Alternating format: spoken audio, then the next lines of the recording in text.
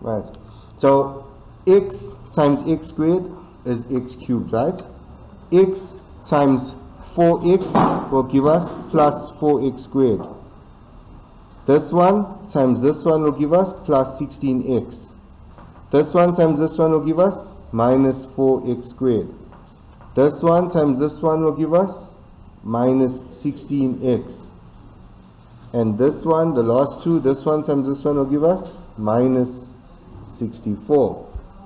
Alright, so that's our method of multiplying. Now we have to look for all the like terms, isn't it? So notice this one is a like term with this one. This one is a like term with that one. These are all going to cancel out. What's going to be left? X cubed minus 64. Is that good? So class, our mark allocation here is 1 mark for this, 1 mark for that, or 1 mark for the final answer. Who can tell me why 1 mark for the 2 marks for the final answer? Right, so when we look at this one, class, we look at this looks like the perfect binomial, right? So this is a squaring of a binomial, which means if I factorize this, it's a binomial. So binomial is p plus q minus r squared, right? Now it starts looking like the difference of squares. You see it? So if we do difference of squares, our thing will be like this: p plus q squared minus r squared. You can see it's now the difference of squares. Can you see it's the difference of squares? Yes. Difference, perfect squares. You see it? So now I can write p plus q. That's my first one, right? Minus r. P plus q plus r. You see? So now to simplify it, it will be p plus q minus r, p plus q plus r. Okay. It's for p plus q, or this one. So if you wrote that, just make sure I gave you 1 mark, even if something else was wrong, because that's what she says the mark is for. And then here, it's 1 mark for this bracket. Let me just use blue so you can see it. 1 mark for this bracket, 1 mark for that bracket. Right, class? You understand the marking? 3 marks. Just check it's like that. So I'll repeat. The marking is for p plus q, p plus q. For these 2 brackets, 1 mark. Or if you wrote this step here, 1 mark. So you don't need both these steps, class. Either one. Either you got this step or you got this step, right? 1 mark, 1 mark. And 1 mark for this bracket, 1 mark for that bracket. Alright. Let's go to the next one, 1.3. Factorize to simplify, right? What will the factors be here, class? X, you agree? Looking at factors of 2 times 1. So there has to be plus 1, plus 2, right? Plus 1, plus 2. That's definitely it. Let's look at x, and now we need to factorize this. Is that the difference of squares? Yes or no? Yes. X minus 2. X plus 2. So a lot of us in the class don't even know this. It's kind of alarming, right? This is like the basics, class. Now, class, for the LCD, you just have to take, you don't take the same one twice, you understand? You just take the ones that are different. So here we got x plus 1, x plus 2, x minus 2. Okay, now we got x plus x. Let's see the factors now, right? The factors. Which one don't I have? So x plus 1 I got, x plus 2 I got. Which one I don't have? X minus 2. Which one? X minus 2, x plus 2. Which one I don't have? X plus 1.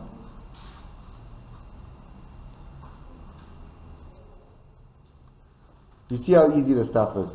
Now remember I told you about the whole blocking thing, remember? I tell you block your x plus x minus 2, x minus 2. Can you see you go back to the original? Check it out. The original. Block x plus 1, x plus 1. Check it out. X over. You see? And that's how you know you're right. Okay, class? You just block them. Okay, I learned that trick as time went on. Right. So, x times x, x squared. X times minus 2, minus 2x. X times x, x squared. X times 1 is x. All over x plus 1, x plus 2, x minus 2. That's going to give us 2x squared. This is minus x, minus 2x plus 1x will give me minus x. All over x plus 1, x plus 2, x minus 2. Right, class, is that good? Alright, easy. Let me just push it up a bit. Right, come. One mark for all the factorizing. We're going to give 1 mark for the LCD. So the factors, the LCD, what else? The simplification. And we're going to give 2 marks for this step. Okay? Cool.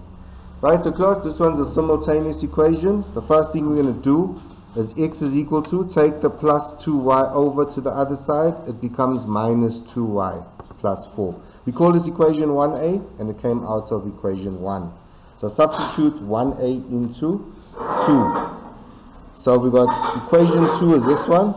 So we got, so there's the value of x. So class, after you substitute 1a into 2, you will notice what's left. We only have y's.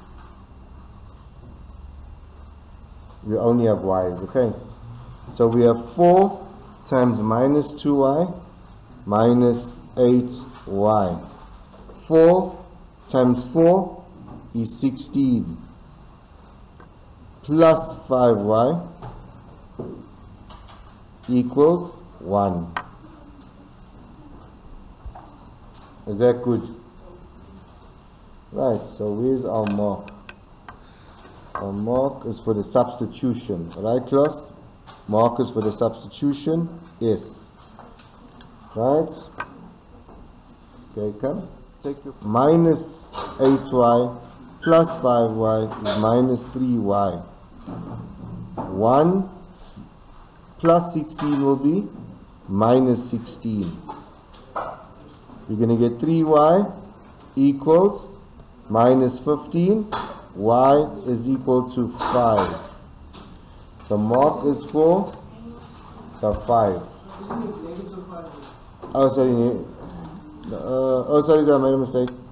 I left the negative out here. Right, so negative 3y, negative 5y, y is 5, right? Now we need to solve for x. So we can take this one and substitute it into that one because it's the easiest, right, class? So I normally substitute it into this one because I find that one easier.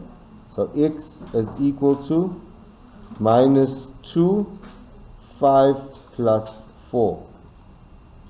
So minus 2 times 5 is 10. 10 plus, minus 2 times 5 is minus 10 plus 4. And we are going to get x is equal to minus 6. And our mark over there will be for minus 6. So class, our marks are 1, 2, 3, and 4. Okay, 4 marks. Okay, also write the mark allocation on your answers. Write there 4 marks. So when you're studying, you more or less know, if I can do this, I got 4 marks.